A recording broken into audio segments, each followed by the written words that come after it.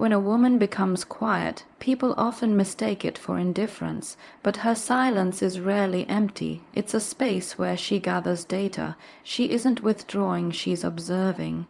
She pays attention not to the noise but to the subtleties, the pauses, the inconsistencies, the emotional impact that certain interactions leave behind. This is the phase where she steps back, not because she's unsure, but because she wants to see clearly without the interference of emotional static. You see, a woman doesn't make significant decisions impulsively. She evaluates the emotional climate. She notices how her body reacts, whether it tightens, relaxes, or feels unsettled. She studies the difference between what she is told and what she experiences. She watches for alignment. She watches for mismatch, and she does this with a level of sensitivity that is often underestimated. This is not paranoia or overthinking. This is emotional intelligence operating with precision. Her silence becomes a tool, a psychological mirror that reflects the truth of a situation back to her, and as she watches, she starts recognizing patterns that may have been blurred by affection, hope, or assumptions. This clarity doesn't rush her, it strengthens her. She starts asking herself the deeper questions. Does this support my growth? Does this honor my values? Does this feel safe for my heart? In this quiet phase, she is not only assessing the situation, she is assessing herself. What she needs, what she refuses to tolerate, what she is becoming, and by the time she emerges from that silence, the decision is already made internally. The announcement is just a formality. Her silence isn't distance. It's discernment, and discernment is the birthplace of her most powerful decisions. There comes a moment when a woman stops being persuaded by what people say and starts paying very close attention to what they repeatedly do. And this shift isn't cynical, it's conscious. It's the moment she realizes that words are often shaped by intention, but patterns are shaped by truth. So she studies behavior the way a psychologist studies data, not in isolation, but over time. She notices whether someone's actions match their declarations. She notices if accountability is consistent or only present when it's convenient. She notices if effort appears only when there is something to gain, or if it's anchored in genuine care. And she does this quietly, without confrontation, because she understands that real clarity doesn't require drama. It requires observation. Promises can be emotional, Karen. See, easily spoken, easily spent. But consistency is a form of emotional integrity. It requires alignment, discipline, and sincerity. And when she evaluates someone's behavior, she isn't looking for perfection. She is looking for congruence. She is looking for signs that the energy she invests is being matched with an energy that is stable, reliable, and emotionally safe. This is why she values patterns over charm. Charm can hide intention. Patterns reveal it. Charm can imitate connection. Patterns prove it. Charm can make her feel something temporarily. Patterns determine whether she can trust what she feels. And as she pieces these observations together, she begins forming an internal conclusion, one that isn't emotional but deeply rational. She knows that long-term decisions cannot be built on short-term performances. She knows that stability isn't found in captivating words, but in consistent behavior, so she pays attention not to be critical, but to be wise, because in the end, what a person does repeatedly is who they are. And she will always choose truth over illusion. There comes a stage where a woman becomes more deliberate with her boundaries, and this shift is often misunderstood. People assume she's becoming distant or guarded, but in reality, she's becoming aligned. She is recalibrating her energy, not out of fear, but out of awareness. She starts recognizing that her emotional resources are not infinite, and that giving without discernment leads to imbalance, not connection.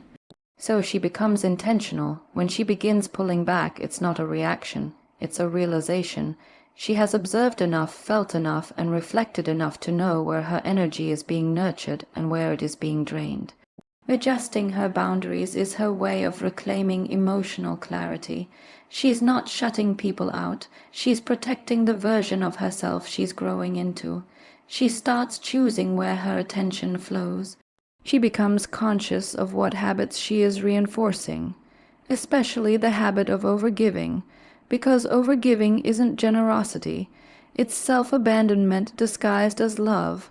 And once she understands that, she stops apologizing for preserving her peace. She stops explaining why she cannot pour endlessly into situations that do not pour back.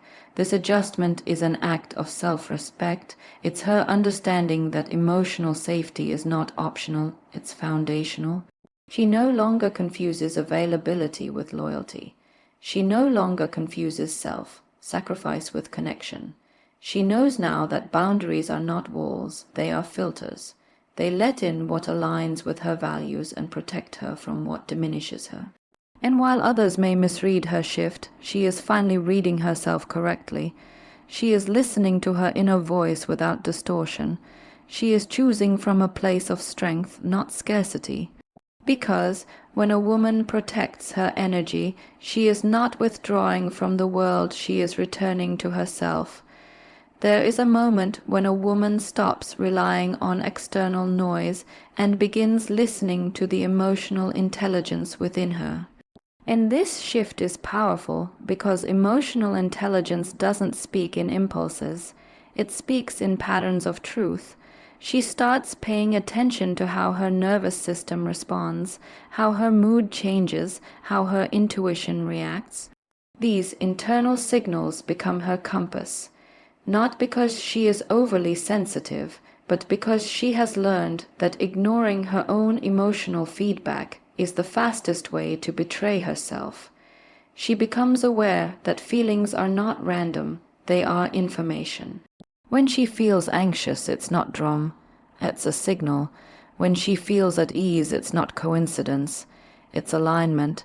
Emotional intelligence teaches her to examine the emotional residue someone leaves behind.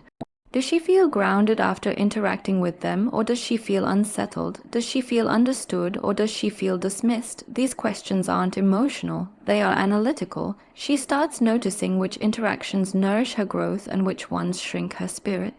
She notices where her boundaries feel natural and where they feel violated. And she does this without needing conflict or confirmation, because she trusts her inner data more than external persuasion. This isn't about overthinking, it's about honoring her internal truth as seriously as she once honored external validation. And the more she listens, the clearer her decisions become. She no longer negotiates with her intuition. She no longer discounts discomfort. She no longer forces herself to stay in emotional climates where her system cannot breathe. Her emotional intelligence becomes her authority. And when a woman follows her inner authority, she no longer chooses from fear, she chooses from clarity. There comes a point where a woman realizes that self-respect is not something she occasionally chooses, it's something she must live by. And when that awareness settles in, her decisions begin to shift. She becomes less impressed by intensity and more drawn to consistency. She stops being swayed by emotional highs and lows and instead looks for environments where her dignity remains intact. This transformation is subtle at first. She starts asking herself different questions, questions rooted not in attachment but in alignment. Is this honoring my value? Is this supporting my growth? Is this reflective of the standard I hold for myself? And once she begins asking those questions, her tolerance changes. What she once excused no longer feels excusable. What she once justified no longer feels justifiable. Choosing self-respect over emotional attachment doesn't mean she stops caring. It means she stops abandoning herself in the process of caring. She begins to see that love built on self-sacrifice is not love, it's depletion, and emotional depletion is the enemy of self-worth. So she starts investing her energy in spaces where she doesn't have to fight for basic consideration. She seeks connections where she isn't performing for belonging or negotiating for peace. She chooses environments where her presence is met with effort, not entitlement, and she stops apologizing for expecting reciprocity. This is an evolved form of self-awareness. It's when she understands that her worth is not up for debate, and that staying in places that shrink her spirit is a form of betrayal she can no longer tolerate. And once she truly knows her worth, she stops trying to prove it, because a woman who honors her self-respect doesn't chase validation, she embodies it. By the time a woman reaches her final decision, it's rarely a sudden shift. It's the culmination of her inner work, her silence, her observations, her boundaries, her emotional intelligence, and her self-respect all aligning into one clear conclusion. Her decision doesn't come from overwhelm, it comes from understanding. And that's what makes it unshakable. She no longer reacts from the emotional place she started in. She responds from the evolved place she has grown into. There is no anger in her clarity, no desperation, no attempt to convince or negotiate. Because when a woman truly decides, she is not trying to change anyone. She is choosing what aligns with her peace, her dignity, and her trajectory. This is why her final decisions often appear calm, even quiet. People expect dramatic exits or emotional breakdowns, but she doesn't need either. Her power lies in her certainty, and that certainty comes from every inner truth she refused to ignore along the way. She reflects on the patterns she witnessed, the emotions she felt, the boundaries she honored, and the respect she reclaimed. She sees the whole picture, not just the moments, and in that fullness she recognizes what supports her evolution and what restricts it. Her final decision is not a rejection, it's a redirection. It's her choosing a future that feels aligned with her growth rather than her fears. It's her stepping into a version of herself that no longer tolerates emotional ambiguity or conditional appreciation. And when she reaches that point, she doesn't look back, not because she is cold, but because she is clear. A woman's evolved decision is simple. She refuses to remain where her soul cannot rise.